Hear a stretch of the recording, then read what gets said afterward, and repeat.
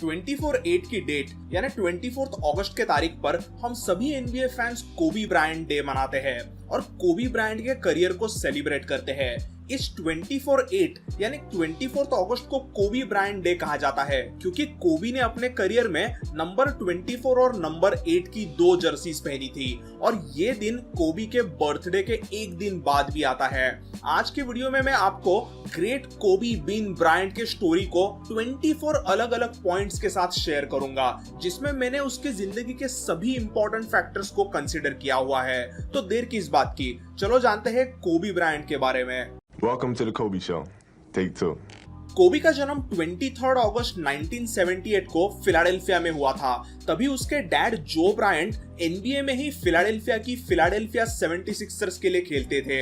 एक दिन जो और प्रेग्नेंट पैम ब्रायंट एक जापानीज रेस्टोरेंट में डिनर के लिए गए थे और उन्होंने वहां पर जापानीज कोबी बीफ खाया। वो डिश दोनों को बहुत पसंद आई और उन्हें डिश का नाम कोबी इतना मस्त लगा कि उन्होंने अपने होने वाले बच्चे का नाम ही कोबी रख दिया। कोबी जब तक 5 साल का था तब तक वो फिलाडेल्फिया में ही रहा था, मगर साल 1983 में उसे अपने फैमिली के साथ इटली में शिफ्ट होना पड़ा क्योंकि कोबी के पापा जो ब्रायंट को एक इटालियन बास्केटबॉल टीम सेबेस्टियनी रिएटी ने कॉन्ट्रैक्ट दिया था। इसके बाद कोबी का अर्ली चाइल्डहुड इटली में ही गुजरा था। इटली में रहते कोबी ने इटालियन और स्पेनिश लैंग्वेजेस आसानी से सीख ली थी। रिएटी में रहते वो अपने दोस्तों के साथ बास्केटबॉल के साथ साथ ही फुटबॉल भी बहुत खेलता था और उसके फुटबॉल स्किल्स भी कुछ कम नहीं थे। इटली में रहते रहते वो एसी मिलान का भी बड़ा फैन बन गया था। कोबी इटली में तो रहता था बट वो अपने फैमिली के साथ हमेशा फिलाडेल्फिया में आता जाता रहता था। उसके फिलाडेल्फिया में भी काफी दोस्त बने थे और उसकी 2 बड़ी बहनें वहीं पे रहती थी।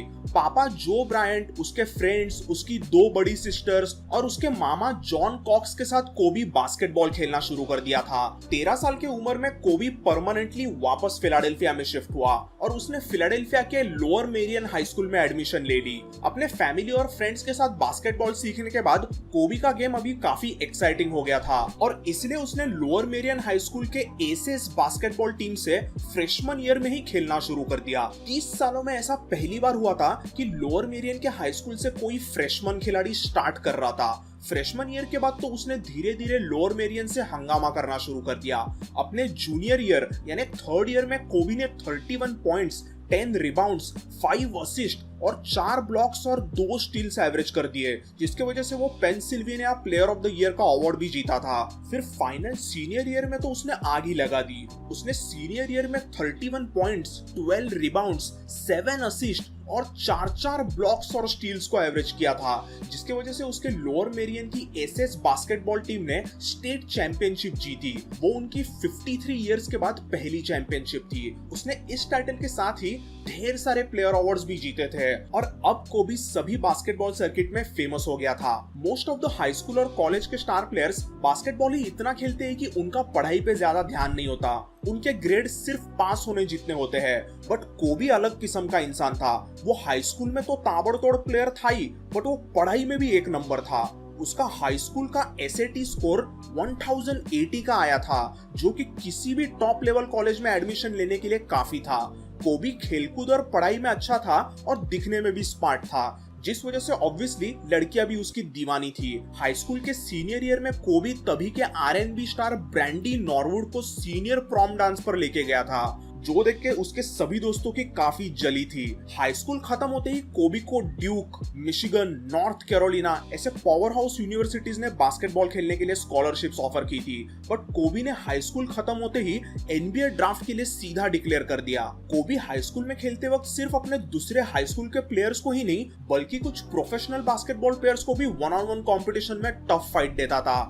एक बार सिर्फ 17 साल के कोबी ब्रायंट ने शो टाइम लेकर्स के रिटायर्ड लेजेंड और लेजेंडरी डिफेंडर माइकल कूपर को 1-on-1 में हरा दिया था, जिसमें उसने कुछ टफ कंटेस्टेड फेडअवे शॉट्स मार के कूपर को चौंका दिया था।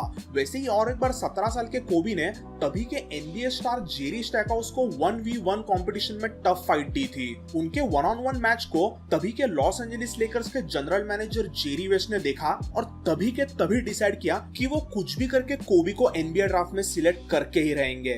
जेरी वेस्ट को पूरा यकीन था कि कोबी ब्रायंट एक फ्यूचर एनबीए सुपरस्टार बनेगा। जेरी वेस्ट के लेकर्स के पास तो कोई ड्राफ्ट पिक नहीं थी, बट शार्लोट हॉर्नेट्स ने सिर्फ 17.5 साल के कोबी को 1996 के एनबीए ड्राफ्ट में नंबर 13 पिक से सिलेक्ट किया और जेरी वेस्ट ने ड्राफ्ट नाइट पर ही कोबी को ट्रेड के जरिए लॉस एंजलिस लेकर्स में लाया। सिर्फ 17.5 की उम्र में कोबी एनबीए ड्राफ्ट में सिलेक्ट हुआ था और वो उस समय का एनबीए ड्राफ्ट में सिलेक्ट होने वाला यंगेस्ट एवर प्लेयर बना था।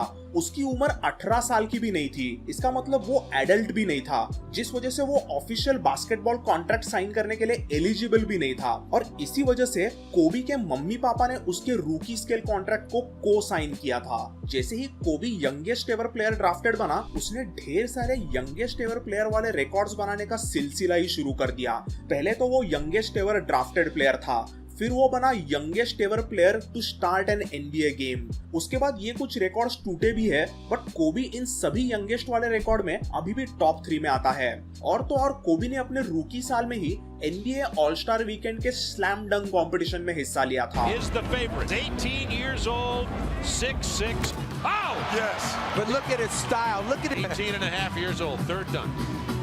Oh, that was big. कोबी आज तक का यंगेस्ट एवर स्लैम डंक कंपटीशन विनर है। फर्स्ट ईयर में तो कोबी ज्यादा खेला नहीं था, उसने कुछ 15 मिनट्स पर गेम का एवरेज रखा था, बट वो 97-98 के सेकेंड ईयर में ही ऑल स्टार बन गया था, जहां वो अपने आइडॉल माइकल जॉर्डन के अगेंस्ट खेला था। कोबी आज तक का youngest ever all star starter रहा है। कोबी को बास्केटबॉल के साथ साथ ही म्यूजिक में भी बहुत दिलचस्पी थी और उसने लेकर से खेलते खेलते एक हिप हॉप एल्बम भी रिकॉर्ड किया था, जिसका नाम था विजन्स। इसी एल्बम के एक रैप सॉन्ग के लिए म्यूजिक वीडियो बनाया जा रहा था और कोई वेनेसा लेन नाम की लड़की इस म्यूजिक वीडियो में बैकअप डांसर थी। कोबी की इस म्यूजिक वीडियो के शूटिंग के दौरान ही वेनेसा से मुलाकात हुई और कोबी ने उसे डेट पर बुलाया। एक डेट की 2 डेट हुई और 2 की 3 हो गई और ऐसे करते करते दोनों की लव स्टोरी शुरू हो गई और आगे चल के 2001 में कोबी ने वेनेसा के साथ शादी कर ली। कोबी का रैप सॉन्ग और विजन्स एल्बम कभी ऑफिशियली रिलीज ही नहीं हुआ, क्योंकि कोबी और उसके म्यूजिक लेबल सोनी एंटरटेन में कुछ क्रिएटिव डिफरेंसेस हो गए थे। बट इस म्यूजिक वाले प्रोजेक्ट की वजह से कोबी को उसकी लाइफ पार्टनर वेनेसा मिल गई। कोबी और वेनेसा की शादी की सबसे बुरी बात यह रही कि उनके शादी को लेके कोबी के पेरेंट्स और उसके सिबलिंग्स नाराज हो गए थे। कोबी के पिता जो ब्रायंट नहीं चाहते थे कि कोबी वेनेसा से शादी करे, क्योंकि वेनेसा एक लैटिनो लड़की थी। वो चाहते थे कि कोबी किसी अफ्रीकन अमेरिकन लड़की से ही शादी करे, बट कोबी नहीं माना क्योंकि वो वेनेसा से प्यार करने लगा था। कोबी के शादी को उसके पेरेंट्स और उसके लेकर्स टीममेट्स कोई भी नहीं आया था। इवेंचुअली 10-12 सालों के बाद कोबी और उसके पेरेंट्स में सुलह हो गई थी, बट उनकी रिलेशनशिप हमेशा ही थोड़ी सी खराब रही थी। सो अभी कोबी के गेम की बात करें तो उसने अपना almost 80% of the game Michael Jordan को देख के बनाया था। कोबी के फेड अवे शॉट्स, उसके जंप शॉट्स, उसके कंटेस्टेड शॉट्स और उसका बाकी सभी ऑफेंसिव मूव्स एकदम जॉर्डन के जैसे लगते थे। पहले तो उसका मीडिया में मजाक उड़ाया जाता था कि कोबी तो एक गरीबों का माइकल जॉर्डन है और वो जॉर्डन के सिर्फ मूव्स को कॉपी करता है, बट कोबी ने दिखा दिया कि अगर माइकल जॉर्डन ए है तो कोबी भी A1 है, वो कोई उसकी B ग्रेड कॉपी नहीं है। कोबी ने अलग लेवल पर मेहनत करके दिखा दिया कि उसका ऑफेंसिव गेम भी जॉर्डन लेवल का ही है। जॉर्डन को पहले तो ये पसंद नहीं था कि कोई कोबी नाम का बच्चा उसके जैसे ही मूव्स करने लगा है, बट कोबी का गेम देखने के बाद जॉर्डन को भी ये पता चला कि कोबी कुछ अलग किस्म का इंसान है और आगे चल के तो उन दोनों में गहरी फ्रेंडशिप भी हो गई थी। कोबी ने मिडिल स्कूल और हाई स्कूल के फर्स्ट ईयर में नंबर 24 की जर्सी पहनी थी, क्योंकि बास्केटबॉल के गेम में 24 सेकंड का शॉट क्लॉक होता है। बट फिर हाई स्कूल के आखिरी 3 सालों में कोबी ने नंबर 33 जर्सी पहनी थी, क्योंकि उसके पापा भी हाई स्कूल में नंबर 33 की जर्सी पहनते थे।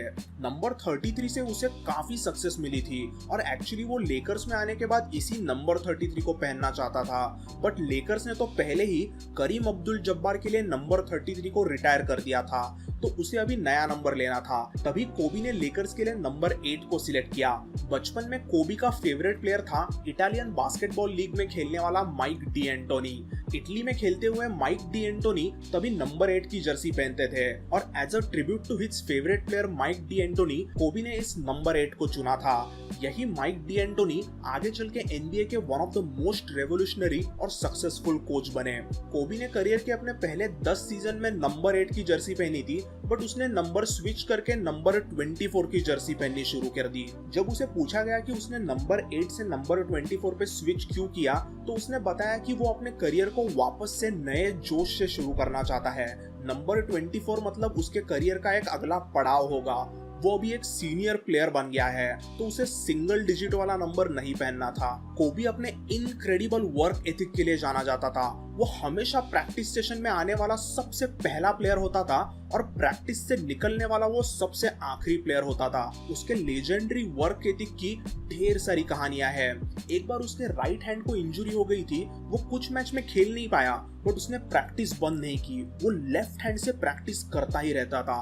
एक बार कोबी को रात को 3 बजे स्टेपल सेंटर पर प्रैक्टिस करते हुए पकड़ा गया था। You know, look, I always try to outwork people, right? That's just how I made my mark. So the game was at 7. I was like, you know what? I'm going to come to the Staples Center because we're playing. This is when the Lakers had Kobe and Shaq.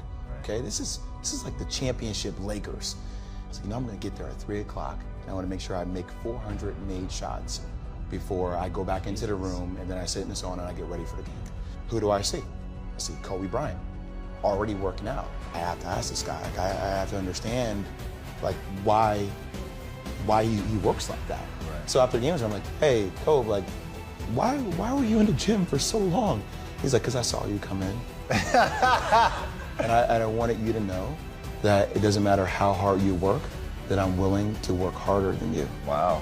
You inspire me to be better. ऐसी और इतनी सारी stories है कि उसके सिर्फ ultimate work ethic पर मैं और एक पूरा वीडियो बना सकता हूँ। आप तो जानते ही होंगे कि कोबी ब्रायंट अपने निकनेम ब्लैक माम्बा से भी बहुत मशहूर है। ये ब्लैक माम्बा निकनेम कोबी ने अपने आप को ही दे दिया था।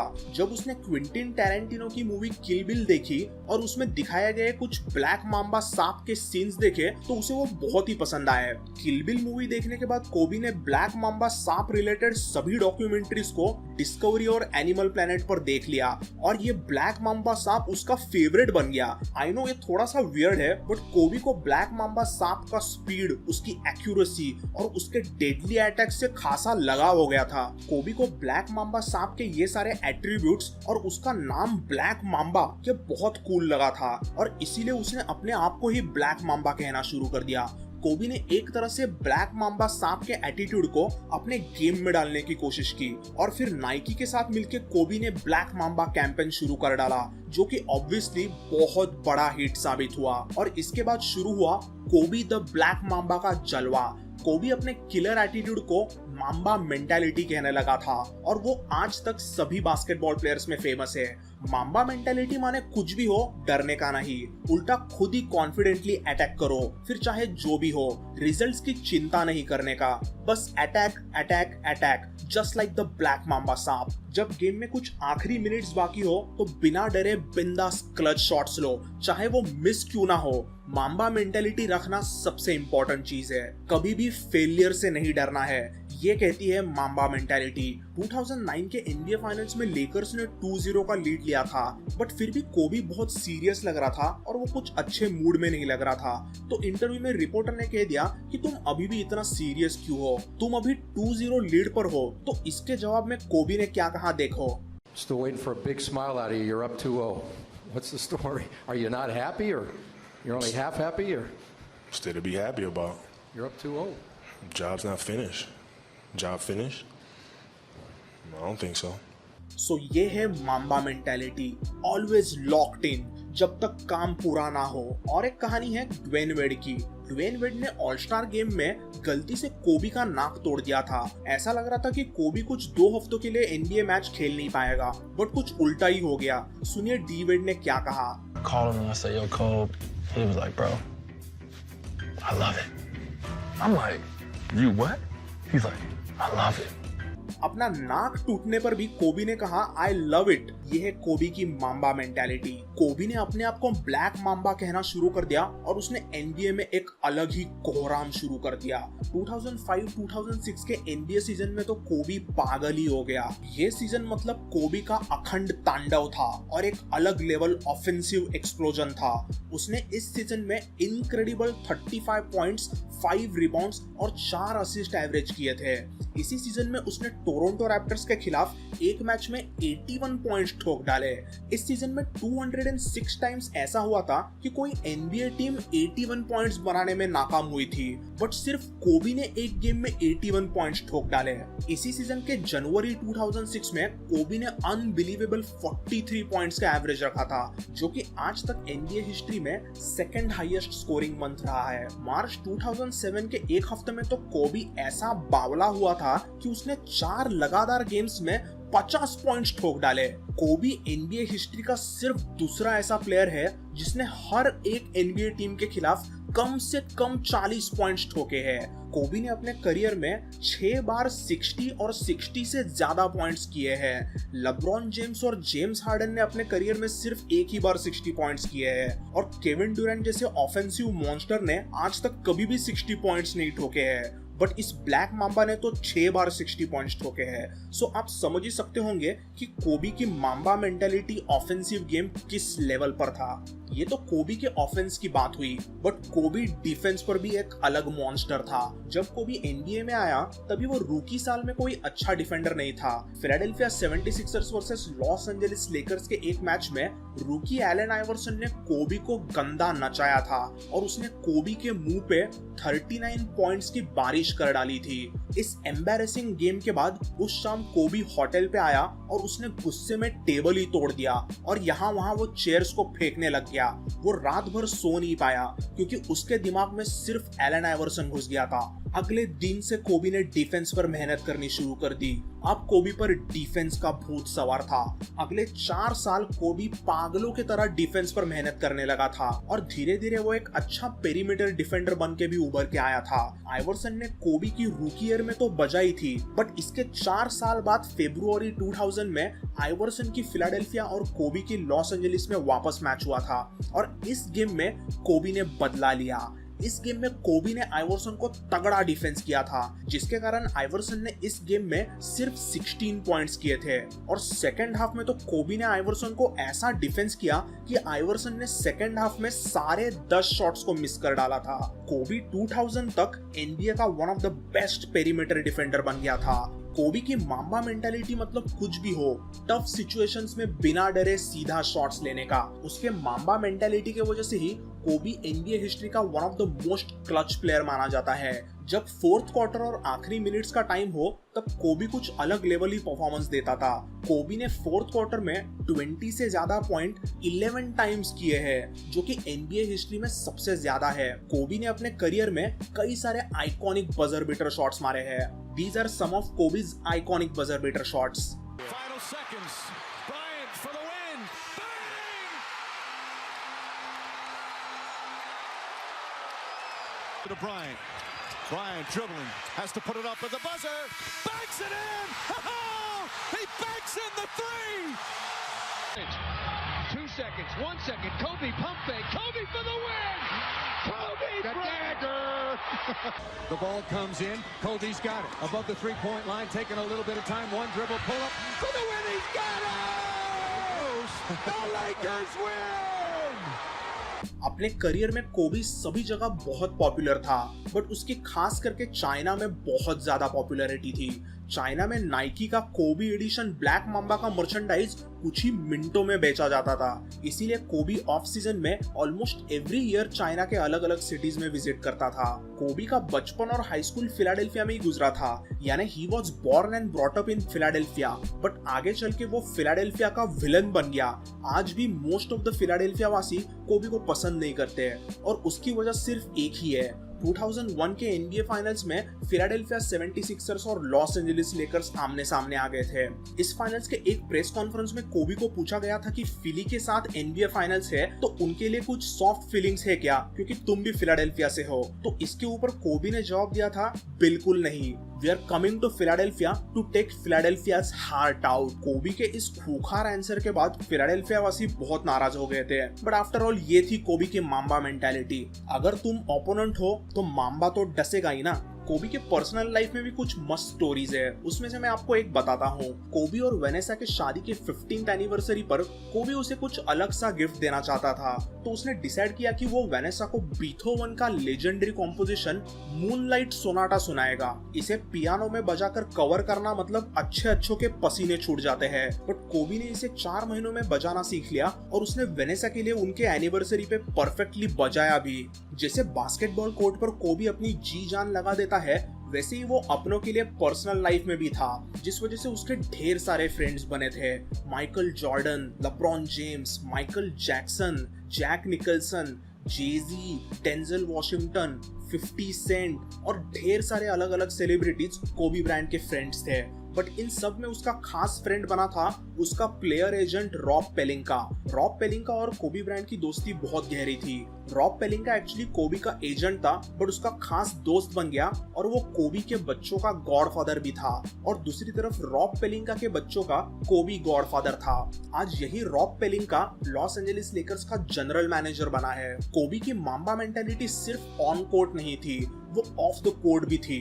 कोबी ने अपने करियर में कुछ बराबर इन्वेस्टमेंट्स किए थे। उसने अपने पार्टनर जेफ स्टाइबल के साथ मिलके वेंचर कैपिटल फर्म में $100 मिलियन इन्वेस्ट किए थे और यूएस और दुनिया के कई सारे अलग अलग सिटीज में माम्बा स्पोर्ट्स एकेडमी खोली थी। अपने करियर में कोबी के ढेर सारे स्पॉन्सर्स रहे और उसकी एडवर्टीजमेंट सभी में बहुत पॉपुलर होती थी। उसमें नाइकी तो ऑब्वियसली है ही, but Turkish Airlines, Sprite, McDonald's, Mercedes Benz, Coca Cola, Nintendo ऐसे कई सारे कंपनीज का वो ब्रांड एम्बेसडर रह चुका है। 2013-14 के सीजन के शुरुआत में लेकर्स वर्सेस वॉरियर्स के मैच में कोबी के राइट एंकल में अकीलीज इंजरी हो गई, बट इसके बाद भी ब्लैक माम्बा ने वो गेम 4th क्वार्टर के एंड तक खेला और गेम में 3 मिनट रहते वो गेम से बाहर हो गया। एंकल में हुई अकीलीज इंजरी की वजह से कोबी पूरा 2013-14 का सीजन खेल नहीं पाया था, बट वो 2014-15 और 15-16 में वापस खेलने आया था।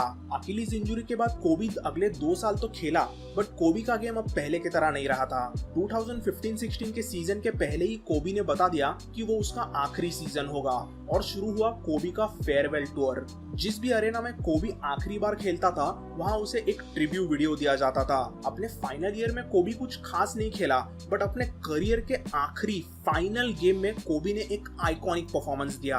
कोबी का आखिरी फाइनल मैच था यूटा जैज के साथ स्टेपल्स सेंटर में। अपेरेंटली इस गेम के लिए टिकट्स कम से कम कुछ 30 से $50,000 की बेची जा रही थी। कोबी ने इस गेम में पहले से शॉट्स पे शॉट्स लेना शुरू कर दिया और अपने लेजेंडरी ऑफेंसिव गेम को आखिरी बार सबके सामने पेश किया। देखते ही देखते कोबी ने इस गेम में कुछ 47 पॉइंट्स ठोक दिए थे, बट फिर भी मैच के आखिरी क्वार्टर में सिर्फ 2.5 मिनट्स रहते यूटा जैज ने 10 पॉइंट का लीड लिया था। तब कोबी ने बास्केट अटैक की और उस पर फाउल हो गया। कोबी ने दोनों फ्री थ्रोज मारे, फिर उसने अंदर घुस के high of the glass layup मारा और गेम में 51 पॉइंट्स कर दिए। कोबी ऑलमोस्ट पूरा गेम खेला था और बहुत थक गया था, बट उसे अपने करियर की यह आखिरी मैच जीतनी थी। अभी भी यूटा जैज के पास 6 पॉइंट का लीड था। कोबी ने डिफेंस को ड्रिबल से स्प्लिट किया और उसका classic pull up jump shot मार के गेम को 4 पॉइंट का कर डाला। अगले ही पोजीशन पर देखो क्या हुआ। Kobe with the ball and the Lakers down 4. Bryant on his way. It's a 1-point game. कोबी के इस 3 पॉइंट बॉम्ब के बाद यूटा जैज के पास सिर्फ 1 पॉइंट का लीड था और कोबी के इस गेम में 56 पॉइंट्स हो गए थे। जैज के पास 1 पॉइंट लीड था, बट उन्होंने अपना शॉट मिस कर दिया और देखो क्या हुआ। With half a minute to play, Bryant for the lead. Yes! That is 38-year-old Black Mamba in his career's final game. Game के एंड में कोबी ने 2 फ्री थ्रोज मारे और उसके करियर के आखिरी फाइनल गेम में 60 पॉइंट्स ठोके और वो रिटायर हो गया। कोबी का ये रिटायरमेंट गेम मतलब लाइव हॉलीवुड फिल्म थी। And I love you guys. And Mamba out. अब कोबी के रिकॉर्ड्स की बात करें तो उसकी लिस्ट लंबी है। कोबी ने पहले शैक के साथ मिलके 2000, 2001 और 2002 में 3 लगातार NBA टाइटल्स जीते थे और फिर 2009 और 2010 में बैक टू बैक 2 टाइटल्स भी जीते। ऐसे उसने कुल मिला के 5 NBA चैंपियनशिप्स जीती। कोबी 15 टाइम ऑल NBA टीम का मेंबर रहा था। और 12 टाइम ऑल डिफेंसिव टीम का भी मेंबर रहा था। कोबी 18 बार NBA ऑल स्टार रहा था, जिसमें उसने 4 बार ऑल स्टार गेम का भी MVP जीता था। रिटायर होते समय कोबी ऑल टाइम स्कोरिंग में नंबर 4 पर था। कोबी अपना पूरा करियर लॉस एंजलिस लेकर्स के साथ खेला था और ऑब्वियसली उसके रिटायर होते ही लेकर्स ने उसकी नंबर 8 और नंबर 24 ऐसी दोनों जर्सीज को रिटायर कर दिया। फरवरी 2016 में कोबी ने ग्रैनिटी स्टूडियोज को लॉन्च किया था। इस कंपनी के जरिए कोबी स्पोर्ट्स रिलेटेड स्टोरीज को आर्टिस्टिक वे में बताना चाहता था। इस मीडिया कंपनी के जरिए कोबी ने डियर बास्केटबॉल नाम की एक एनिमेटेड शॉर्ट फिल्म बनाई थी। कोबी को इस एनिमेटेड शॉर्ट फिल्म के लिए ऑस्कर अवार्ड मिला था। कोबी ब्रायंट आज तक इकलौता ऐसा प्रोफेशनल एथलीट है जिसने एकेडमी अवार्ड यानी ऑस्कर्स को जीता है। रिटायरमेंट के बाद कोबी अपनी लाडली बेटी जियाना के साथ यानी गिगी के साथ हमेशा बास्केटबॉल खेलता था और उसके कई सारे अलग अलग चैरिटीज और बिजनेसेस को संभालता था। कोबी हमेशा चाहता था कि गिगी भी बास्केटबॉल स्टार बने और गिगी में भी स्टार पोटेंशियल था। इतना ही नहीं, कोबी गिगी के टीम माम्बा का कोच भी था। 26 जनवरी 2020 को कोबी और गिगी के टीम माम्बा का माम्बा स्पोर्ट्स एकेडमी में एक मैच था, इसीलिए कोबी और गिगी अपने कुछ टीममेट्स के साथ सिकोर्स्की S-76B हेलीकॉप्टर से निकले और ये फ्लाइट उनके करियर की आखिरी साबित हुई। जनवरी 26, 2020 के सुबह कुछ 9:30 बजे के आसपास कोबी का हेलीकॉप्टर लॉस एंजलिस के कालाबासास माउंटेन्स में क्रैश हो गया, जिसमें कोबी के साथ साथ टोटल 9 लोग मारे गए। इस दर्दनाक हादसे में कोबी और गिगी के साथ साथ गिगी की टीममेट एलिसा आल्टीबोली, उसके माता पिता जॉन आल्टीबोली और केरी आल्टीबोली, गिगी की और एक टीममेट छोटी पेटन चेस्टर और उसकी मां सैरा चेस्टर, टीम माम्बा की असिस्टेंट कोच क्रिस्टीना मॉजर और हेलीकॉप्टर के पायलट आरा जोबायान, ऐसे कुल मिला के 9 लोग इस हार्ट ब्रेकिंग हादसे में मारे गए। कोबी की मौत की बात कुछ ही मिनटों में सब जगह फैल गई और NBA की पूरी दुनिया ही हिल गई। कोबी के गुजरने के बाद जब प्लेयर्स ने कोर्ट लिया तब कई सारे स्टार प्लेयर्स अपनी इमोशंस छुपा नहीं पाए थे और कोर्ट पर ही सभी इमोशनल हो गए थे। ऑलमोस्ट सभी ने कोबी स्नीकर्स पहनकर गेम्स खेली थी और इन डिजाइनर स्नीकर्स पर माम्बा और माम्बासीटा गिगी के लिए ट्रिब्यूट्स थे। अगले कुछ दिन NBA के सारे प्लेयर्स और टीम्स ने कोबी को श्रद्धांजलि दी थी। वैसे ही वॉशिंगटन वर्सेस एटलांटा के मैच में एटलांटा ने 8 सेकंड बैककोर्ट वायोलेशन को ले लिया था in honour of Kobe's number 8 jersey और वॉशिंगटन ने 24 सेकंड शॉट क्लॉक वायोलेशन ले लिया। ऐसे ही ऑलमोस्ट सभी गेम्स में कोबी के लिए स्टैंडिंग ओवेशन और कुछ ना कुछ ट्रिब्यूट्स दिए गए। कोबी के डेथ के बाद NBA की पूरी दुनिया हिल गई थी। कोबी के गुजरने के बाद हजारों फैंस लॉस एंजलिस के स्टेपल सेंटर के बाहर आ गए थे और उन सभी ने कोबी को ट्रिब्यूट्स देने शुरू कर दिए। कुछ 1 महीने के बाद स्टेपल सेंटर में ही कोबी के लिए मेमोरियल रखा गया था, जिसमें जिमी किमेल, शैक, माइकल जॉर्डन, कोबी के दोस्त रॉब पेलिंका और आखिर में वेनेसा ब्रायंट ने भी इमोशनल स्पीच दिया और मेमोरियल के एंड में एलिशिया कीज ने कोबी और वेनेसा का फेवरेट कॉम्पोजिशन मूनलाइट सोनाटा को परफॉर्म किया। 2020 में कोबी ब्रायंट को officially basketball hall of fame में इंडक्ट किया गया और इसमें कोबी की तरफ से उसके वाइफ वेनेसा ब्रायंट ने हॉल ऑफ फेम का स्पीच दिया। इस कुछ 10 मिनट के स्पीच में वेनेसा ने कोबी के जिंदगी से जुड़े हुए ढेर सारी चीजों के बारे में बताया, बट मेरा पर्सनल फेवरेट रहा कोबी के आइकॉनिक माम्बा मेंटालिटी का एक किस्सा। कोबी हर गेम अपना 100% देता था और इंजुरीज हुई तो भी वो खेलेगा, फिर चाहे उसे हाफ टाइम पर फूड पॉइजनिंग क्यों ना हो, फिर चाहे उसका नाक क्यों ना टूट जाए। कोबी की एक मैच में उंगली टूट गई थी, बट फिर भी उसने वो उंगली वापस फिक्स करके उसने मैच खेला था। इवन टॉर्न अकीलीज पर कोबी ने 2 फ्री थ्रोज मारे थे और फिर उसने गेम छोड़ा था। कोबी के ऐसे बर्ताव की वजह से कई बार वेनेसा इरिटेट हो जाती थी और एक दिन वेनेसा ने गुस्से में पूछ दिया कि why don't you take care and take rest, तुम्हें इंजुरी हुई तो तुम रेस्ट क्यों नहीं लेते। तब कोबी ने क्या कहा था सुनो। I remember asking him why he couldn't just sit a game out because he was hurting. He said, "What about the fans that saved up to watch me play just once?" सो ये थी mamba mentality जो हम सभी NBA fans जिंदगी भर याद रखेंगे। इस इमोशनल स्पीच में साइड में खड़े माइकल जॉर्डन के साथ साथ ही ऑडियंस में सभी अपने आंसू रोक नहीं पाए थे, बट वेनेसा ने अपने आप को संभालते हुए अपने लेट हस्बैंड के लिए एक क्लासी स्पीच दिया। सो गाइज, ये थी लेट ग्रेट कोबी द ब्लैक माम्बा ब्रायंट की लाइफ स्टोरी 24 पॉइंट्स के साथ। आपको पता ही चला होगा कि मैंने 24 पॉइंट्स को क्यों चुना। So that's all in today's video. I hope आप सभी को कोबी की ये कहानी पसंद आई और आप इससे कुछ इंस्पायर हुए हो। If you like this video then please like and subscribe ताकि हमारी हुप्स फैमिली और बढ़े और मुझे ऐसे ही कुछ दमदार वीडियोस बनाने में और मोटिवेशन मिले। Rest in peace Mamba and Mambacita. Long live the legend of Kobe Bryant.